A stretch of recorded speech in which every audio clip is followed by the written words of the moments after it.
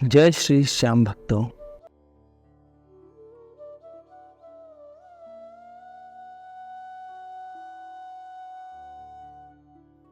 मुझे अब लग रहा था कि बाबा किसी न किसी रूप में जरूर आएंगे और अब आगे न्यायाधीश से बात करने खुद साक्षात द्वारकाधीश आए और अब सिलसिला शुरू हुआ बातचीत का। मेरी तरफ से जवाब देने का और जवाब दिया मेरे वकील साहब ने। मेरे वकील साहब ने जज साहब से मेरी पत्नी से कुछ प्रश्नों के उत्तर मांगने की अनुमति ली और जज साहब ने अनुमति दे दी।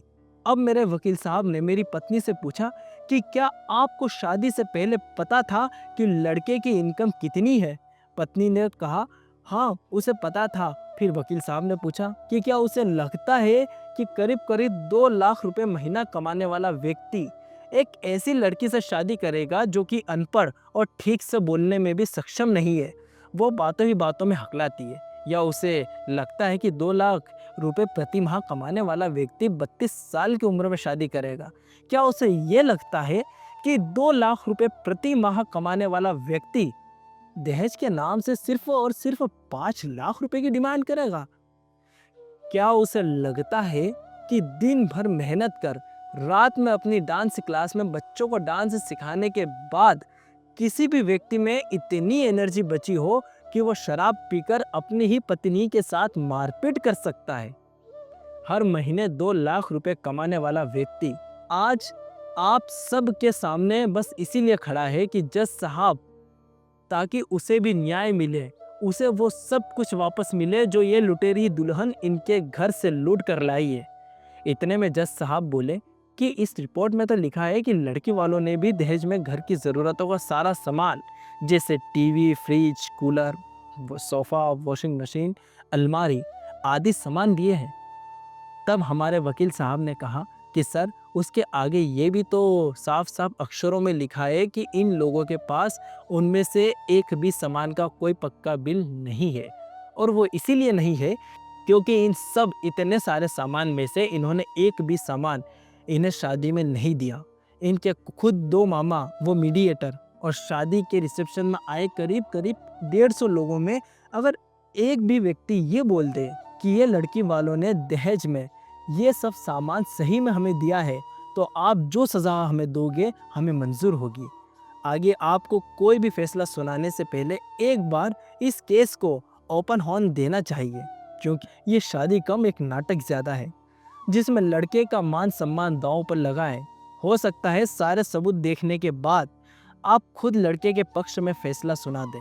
और सर मुझे बिल्कुल नहीं लगता कि इस केस में आपको भरण पोषण देना ज़रूरी लगे क्योंकि ये शादी सिर्फ 12 दिन रुकी है। इस शादी के 12 दिनों में पति पत्नी वाला कोई संबंध ही नहीं बना और हाँ और ना ही लड़के ने इनके साथ कोई ज़बरदस्ती की है। ये लड़की जैसे अपने घर से आई थी वैसे ही वापस चली गई। ऐसे भरण पोषण किस बात का। अब इतनी बात सुनकर जज साहब और वकील साहब में जमकर बहस हो गई और वकील साहब कोर्ट रूम से बाहर आ गए। इतने में जज साहब ने मुझे अगली तारीख पर अपना फैसला सुनाने को कहा और मुझे अगले महीने की तारीख दे दी। अब हमारे शहर के कोर्ट की तारीख आ चुकी थी और मुझे 4000 रुपये का इंतज़ाम करके रखना था। अब मैं गया तारीख पर तो पता चला कि मेरी पत्नी तारीख पर नहीं आई। मैं और मेरे पैसे आज बच गए। जज साहब ने 1 हफ्ते बाद की तारीख दे दी। वो लोग हफ्ते भर बाद भी नहीं आए। फिर मैडम ने 1 महीने बाद की तारीख दी। अब उनके शहर की तारीख का वक्त पास आ रहा था। अब मैं तारीख पर गया और मैंने देखा कि आज वो लोग उनके खुद के शहर के कोर्ट भी नहीं आए हैं। लेकिन जज साहब ने देर नहीं की अपना फैसला सुनाने में और जज साहब ने इस फैसले को सुनने के बाद मैंने खुद हार मान ली क्योंकि जज साहब ने भरण पोषण के लिए जो राशि ऑर्डर की थी उतनी राशि तो हमारे परिवार का पूरे महीने का राशन आ जाता था। हमारे वकील साहब ने खुद नहीं सोचा था कि जज साहब भरण पोषण के लिए हर महीने 5000 रुपये का ऑर्डर करेंगे। ये बहुत ज़्यादा है। वैसे ही हर महीने इस केस की वजह से 4000 रुपये का फिजूल खर्चा होता है। अगर अब मैं 5000 रुपये और इन्हें दूंगा तो मेरे घर मेरे मम्मी पापा का ध्यान कैसे रख पाऊंगा। अब इस कानून पर से भरोसा पूरी तरह से उठ चुका है। अब जितना झूठ बोल सको बोल लो, कुछ नहीं बिगड़ता लड़कियों का क्योंकि इन अदालतों में ना ही गीता पर और ना ही कुरान पर हाथ रखकर कोई कसम खिलाई जाती है। जो हमने अक्सर पिक्चरों और नाटकों में देख रखी होती है। लेकिन वो मैं जो कहूँगा सच के सिवा कुछ नहीं कहूँगा। अब इसके आगे मैं जेल जाना पसंद करूँगा, लेकिन उस लुटेरी और भगोड़ी दुल्हन को 1 रुपया नहीं दूंगा, क्योंकि इतने सारे हक दे दिए गए हैं एक नई नवेली दुल्हन को।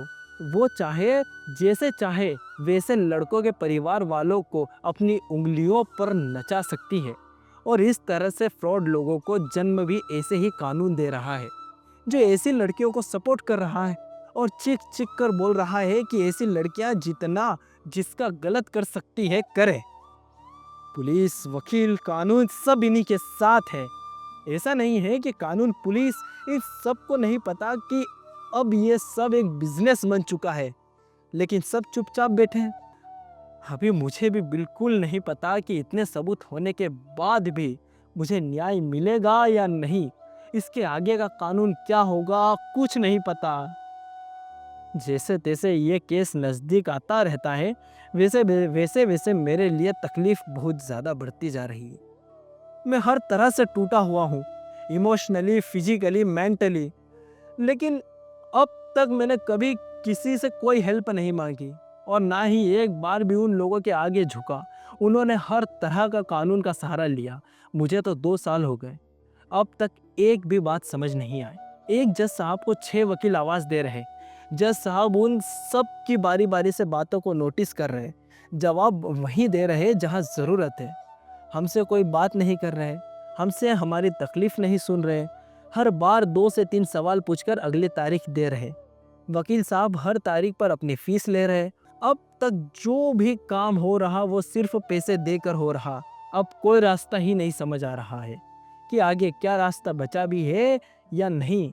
अब आगे मेरे लिए सिर्फ खाई है, जिसमें मुझे ये सब मिलकर धकेलने वाले हैं। और अब अगर मैं इस रास्ते को बदलकर हाई कोर्ट की तरफ चलता हूँ, तो वहाँ स्टार्टिंग फीस ही मुझे कम से कम 25,000 रुपये भरनी होगी। जब जाकर मेरा ये केस हाई कोर्ट में दर्ज हो पाएगा, और आगे इसकी कोई गारंटी नहीं कि मुझे इस केस में कोई राहत मिल पाए। इसीलिए आज मैं इस जनता की अदालत और इतने बड़े सोशल मीडिया के प्लेटफॉर्म पर आप सबके बीच लेकर आया हूँ। अगर आप सबको लगता है कि लड़के सचमुच गलत होते हैं और लड़के और उनके परिवार वालों के साथ ऐसा ही कानून ठीक है, तो मुझे जेल जाना पसंद है। और अगर आप सबको ये लगता है कि ये कानून गलत है, तो प्लीज़ प्लीज़ प्लीज़ इस कानून का विरोध करें। मैं ये सब इसीलिए कह रहा हूँ कि मुझे आप सब की ज़रूरत है। मैं इसीलिए कह रहा हूँ क्योंकि आपके बच्चों को आपको ही इस कानून व्यवस्था से बचाना होगा। मेरे साथ जो गलत हो सकता था हो चुका।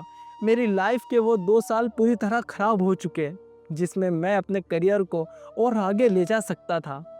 अब आगे पता नहीं कितना समय और ख़राब होगा, मैं नहीं जानता। आप ही बताएं कि क्या मैं और मेरा परिवार किसी भी तरह से उस लड़की का गुनहगार है जिससे मेरी शादी हुई? क्या कानून का ये कानून सही है जिसमें पहले सज़ा सुनाई जाती है और उसके बाद सबूतों को देखा जाता है और सुना जाता है? सो हेलो गाइस, मैं आप सभी लोगों से यही निवेदन करता हूँ कि अगर मैं गलत हूँ तो प्लीज़ आप बताएं, और यदि मैं सही हूँ तो आप मेरा साथ दें। आपके साथ के बिना मैं अधूरा हूँ, आपकी आवाज़ के बिना मैं अधूरा हूँ। धन्यवाद। ज़्यादा से ज़्यादा मेरे चैनल को लाइक करें, सब्सक्राइब करें और मेरा समर्थन करें, और इस लड़ाई को जीतने में मेरी मदद करें, क्योंकि इस लड़ाई में मैं अकेला नहीं, मेरे ही जैसे कई और लोग हैं जिन्हें ये केस, ये लड़ाइयाँ हमें जितानी है। तो प्लीज़ दोस्तों, आपके सहयोग के बिना ये सब कुछ अधूरा है। हाँ, मैं अपनी शक्ल आप लोगों को दिखा नहीं रहा हूँ, लेकिन इस केस को जीतने के बाद मैं आपके सामने आऊँगा ज़रूर, आपका धन्यवाद करने। धन्यवाद दोस्तों। जय श्री श्याम।